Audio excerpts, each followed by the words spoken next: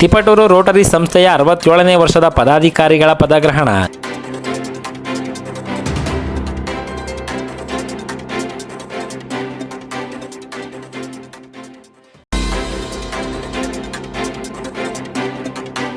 ನಗರದ ರೋಟರಿ ಸಂಸ್ಥೆಯ 26-27ನೇ ಸಾಲಿನ 67ನೇ ವರ್ಷದ ನೂತನ ಪದಾಧಿಕಾರಿಗಳ ಪದಗ್ರಹಣ ಕಾರ್ಯಕ್ರಮ ನಗರದ ಸೀತಾರಾಮಯ್ಯ ಶತಮಾನೋತ್ಸವ ಭವನದಲ್ಲಿ ನಡೆಯಿತು. ಕಳೆದ 67 ವರ್ಷಗಳಿಂದ ತಿಪಟೂರು ರೋಟರಿ ಸಂಸ್ಥೆಯು ಅತ್ಯುತ್ತಮ ಸಾಮಾಜಿಕ ಸೇವೆ ಸಲ್ಲಿಸುತ್ತಾ ತನ್ನದೇ ಆದ ವೈಶಿಷ್ಟ್ಯತೆ ಹೊಂದಿದೆ. ನೂತನ ಅಧ್ಯಕ್ಷರಾಗಿ ಪ್ರಕಾಶ್ ಕೆ ಹಾಗೂ ಕಾರ್ಯದರ್ಶಿಯಾಗಿ ಉಮೇಶ್ ಕೆಆರ್ ಅವರು ಮುಂದಿನ 1 ವರ್ಷದ ಅವಧಿಗೆ ಅಧಿಕಾರ ಸ್ವೀಕರಿಸಿದರು. ಜಿಲ್ಲಾ ಗವರ್ನರ್ ರವಿಶಂಕರ್ ದಕ್ಕುಜಿ ಅವರು ನೂತನ ಅಧ್ಯಕ್ಷರಿಗೆ ಕಾಲರ್ ಹಾಕುವ ಮೂಲಕ ಇನ್ಸ್ಟಾಲೇಷನ್ ನೆರವೇರಿಸಿದರು.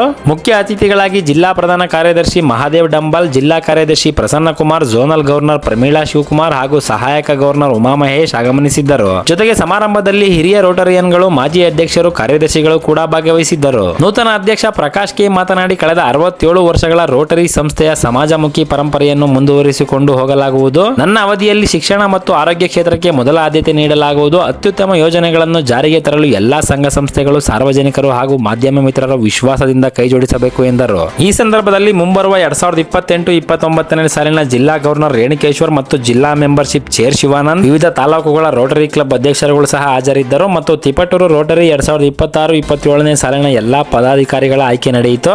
ಜಿಲ್ಲಾ ಗವರ್ನರ್ ರವಿಶಂಕರ್ ದಕ್ಕುಜಿ ಮಾತನಾಡಿ, ಈ ವರ್ಷ ಪರಿಸರ ಸಂರಕ್ಷಣೆ, ಪ್ರಕೃತಿ ಹಾಗೂ ಪ್ರಾಣಿ ಪಕ್ಷಿಗಳ ಉಳಿವಿಗಾಗಿ ಹೆಚ್ಚಿನ ಆದ್ಯತೆ ನೀಡುತ್ತಿದ್ದೇವೆ. ವ್ಯಾಪಕವಾಗಿ ಗಿಡಗಳನ್ನು ನೆಡುವುದು ಹಾಗೂ ಬೇಸಿಗೆಯಲ್ಲಿ ಮೂಕ ಪ್ರಾಣಿ ಮತ್ತು ಪಕ್ಷಿಗಳಿಗೆ ಕುಡಿಯುವ ನೀರಿನ ವ್ಯವಸ್ಥೆ ಕಲ್ಪಿಸುವಂತಹ ಮಹತ್ತರ ಗುರಿಗಳನ್ನು ಹೊಂದಲಾಗಿದೆ ಎಂದರು. Vishwanath, first report Kannada, Tiptur.